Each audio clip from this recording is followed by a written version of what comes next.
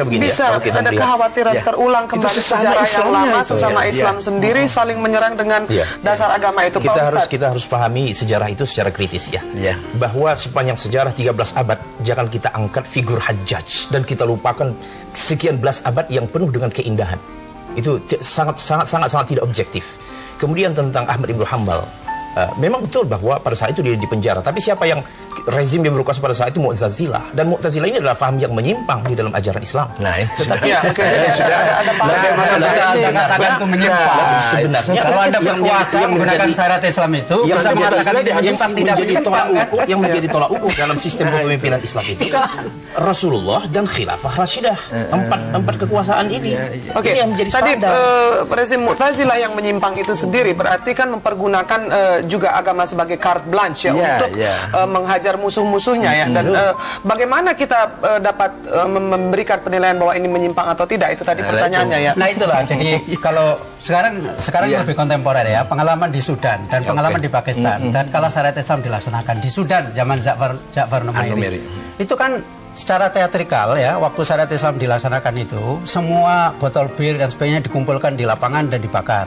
Oke, yang kedua, para pencuri ayam, orang-orang miskin yang mencuri seperti kambing, seperti ayam itu dipotong tangannya untuk menunjukkan bahwa pelaksanaan syariat Islam itu dilaksanakan. Jadi bukan koruptor, bukan orang-orang yang begitu, karena di benak pelaksanaan syariat Islam, di benak para pemikir pelaksanaan syariat Islam itu ya hukum hudud itu diterapkan kepada pencuri-pencuri orang-orang miskin ini. Yang jelas barangnya kelihatan tangible diambil. Sekarang yang kedua, seperti di sana juga, karena konsepnya itu ada kafir dhimmi, jadi orang-orang non-Islam yang ada di Sudan Selatan kalau nggak salah, itu kemudian menjadi second class citizen berdasarkan penerapan syariat Islam ini. Yang ketiga, para perempuan. Data Anda ini cukup akurat atau bagaimana? Akurat, saya baca di semua sejarah di pelaku problem kita, saya punya data yang lain yang tidak sama seperti data Anda. Artinya kalau syariat Islam dilaksanakan oleh rezim yang dolim, itu yang paling dirugikan ada yang madlum itu. Karena kita jangan cari rezim yang zalim. Kenapa kita cari rezim yang zalim sementara di sana ada pemimpin-pemimpin yang adil? Emangnya kita sudah kehabisan tenaga? Ya, ini kan pengalaman kalau penafsiran dalam sistem politik kita yang seperti ini, apakah bisa kita melihat sistem yang bisa mengeluarkan pemimpin yang tidak zalim misalkan? Bisa, itu hal yang bisa. Bagaimana caranya? Orang yang adil itu sebenarnya ada, tapi tidak dapat dukungan. Nah, ini persoalannya kan di sini. Kalau sudah bicara politik kan bicara dukungan. Oke, jadi mungkin ada kekhawatiran ini juga kalau mengemuka maka ini akan menjadi kontraproduktif ya terhadap situasi politik kita. Tapi sebelum kita bicara sistem politis, kita dengarkan dulu Pak Ustadz. Ya baiklah, pemirsa jangan kemana-mana, kami segera kembali. Pemirsa masih bersama saya Rahmat Tabarat dan masih bicara mengenai amandemen Undang-Undang Dasar 45 Pasal 29 ya, Pak Ustadz. Iya. Betul. Jadi penerapan syariat Islam ini memang bisa kita sebut sebagai fardhah syariah wa darurah basyariah. Artinya sebuah kewajiban syariat yang ditetapkan oleh Al-Quran dan begitu juga sebuah tuntutan dan keniscayaan dalam kehidupan bermasyarakat. Kenapa? Karena memang syariat Islam ini penuh dengan kebaikan-kebaikan dan inilah yang sering tidak ditonjolkan dan dikemukakan oleh para ahli. Justru yang muncul selama ini adalah kecurigaan dan ketakutan yang ditanamkan sehingga masyarakat makin takut. Sekiranya syariat itu diungkap secara transparan dan baik, maka kita akan temukan bagaimana syariat itu mampu secara efektif meredam kejahatan. Begitu juga ketidakadilan itu yang paling efektif pemberantasannya adalah dengan syariat. Ketika mana hukum sudah tidak mampu lagi memperlakukan para koruptor, memperlakukan para penyeleweng BLBI sekarang ini, maka pada saat itu sebenarnya kita sadar bahwa agama bisa menjadi solusi. Iya, agama menjadi solusi. Sebelum kita dengarkan nanti pendapat dari Pak Muslim dan Pak Agil, bagaimana agama bisa menjadi solusi dari problem kita yang sangat kacau dan amburadul tadi secara hukum menurut Pak Ustadz. Kita dengarkan dulu penelpon yang sudah standby. Selamat malam. Selamat malam. Ya. Saya Wisnu dari Kebayoran Baru. Silakan Pak Wisnu. Saya seorang Muslim dan saya meyakini benar bahwa syariat Islam itu kalau dilaksanakan akan menimbulkan ketertiban. Tetapi saya melihat 7 kata di dalam konstitusi itu dari sisi yang lain. Saya melihat bahwa konstitusi itu merupakan satu perjanjian ya, sebuah perjanjian, sebuah common platform dari semua komponen bangsa ini. Dan kita tahu kalau sebuah perjanjian itu harus dimengerti oleh semua pihak ya. Seperti kontrak ya Pak ya? Seperti kontrak. Kontrak politik. Jadi iya, kontrak politik. Jadi kalau sebuah perjanjian tidak dimengerti oleh salah satu komponen atau beberapa komponen, itu saya kira kita tidak adil gitu. Jadi saya kira saya melihat bahwa 7 kata di dalam konstitusi itu ibaratnya sebuah cover dari sebuah buku. Jadi PR atau tugas dari umat Islam sekarang adalah membuat isi buku itu sehingga bisa dibaca oleh semua orang, bisa dimengerti apa sih syariat Islam. Jangankan oleh orang non-Muslim, oleh orang sesama umat Muslim sendiri. Itu masih bingung ya Pak Wisnu ya. Baiklah. Saya kira begitu. Terima kasih banyak Pak Wisnu. Dan ya, saya ke Mas Agil dulu ya. Bagaimana 7 kata dari konstitusi itu bisa diungkap, karena umat Islam sendiri masih bingung sebetulnya apa yang dimaksud dengan syariah Islam. Apalagi yang kita masih membutuhkan waktu proses yang sangat panjang ya, gradual, step by step. Sedikit demi sedikit. Mari kita melakukan pendidikan, meningkatkan kualitas pendidikan Islam itu sendiri, internalisasi pemahaman yang dalam tentang Islam itu sendiri. Dalam Al-Quran dikatakan juga, waman ahsanu qawlan mimman da'a ilallah wa amila sholihah. Pertama kali konsepnya yang baik, kemudian amalkan, implementasikan itu konsep itu. Baru terakhir, wa qala innani minal muslimin, katakan aku orang Islam. Jadi kalau belum sudah mengatakan aku orang Islam tapi amalnya belum baik, pemahaman Islamnya belum mendalam, bahkan mungkin menindas atau menzolimi orang-orang yang lemah, maka itu akan mencoreng nama Islam itu sendiri. Bukan berarti saya akan mengangkat sisi negatifnya saja, tapi sejarah membuktikan bahwa dalam perjalanan Islam itu sendiri banyak lembaran-lembaran yang mencoreng atau apa namanya, yang menjadikan fitnah terhadap Islam itu sendiri karena pemahamannya yang dangkal, kefanatisme kemadhaban, kesektean, sehingga menjadikan ada kelompok yang fanatik, sehingga Islam itu kayaknya hanya mereka itulah yang Islam, yang lain kurang Islam, yang lain menyeleweng atau keluar dari Islam. Takut ada cap-cap yang kemudian melihat masyarakat yang majemuk itu bisa saya contohkan satu lagi. Kalau dulu terlalu lama, yang baru saja barangkali belum lama ini di Saudi Arabia tahun 79 ada kelompok yang menamakan dirinya kelompok Imam Mahdi, dipimpin oleh seorang namanya Juhaiman. Saya pun tidak simpati pada gerakan mereka, akan tapi langsung saya dicap itu ada kelompok kafir. Padahal belum saya nggak setuju dengan mencap mereka langsung kafir. Kelompok manapun juga. Walaupun saya juga nggak sependapat dengan gerakan Juhaiman yang menguasai Masjidil Haram, kemudian beberapa orang haji dijadikan sandra. Nah, itu antara lain contohnya. Baiklah.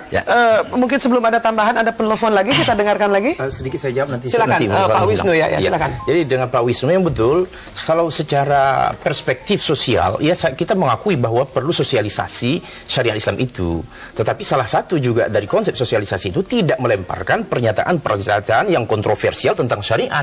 Kan aneh tokoh Islam berbicara tentang syariat, menakut-nakuti umat Islam tentang bahaya kalau diterapkan syariat Islam. Ini sesuatu yang aneh. Jadi tidak menunjang itu tadi dengan sasaran itu.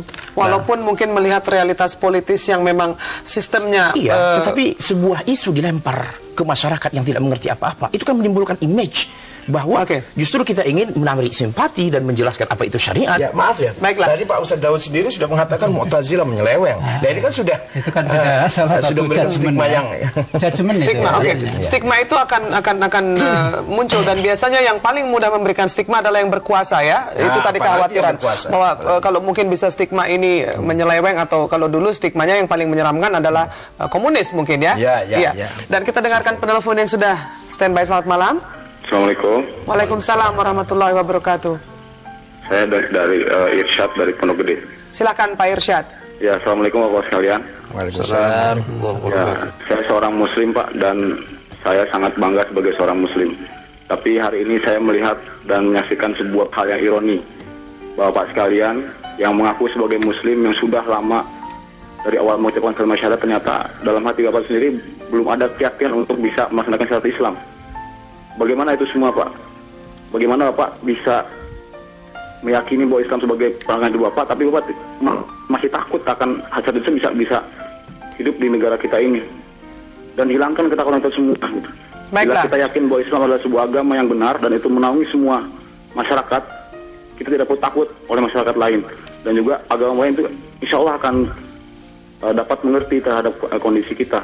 Baiklah Pak Irsyad, jadi kalau dimasukkan syariat Islam, Anda yakin bahwa tetap masyarakat yang non-Muslim bisa hidup damai ya Pak Irsyad? Saya yakin, karena Islam adalah rahmatan lil alamin. Baiklah. Kenapa sekarang seperti itu? Terima kasih banyak.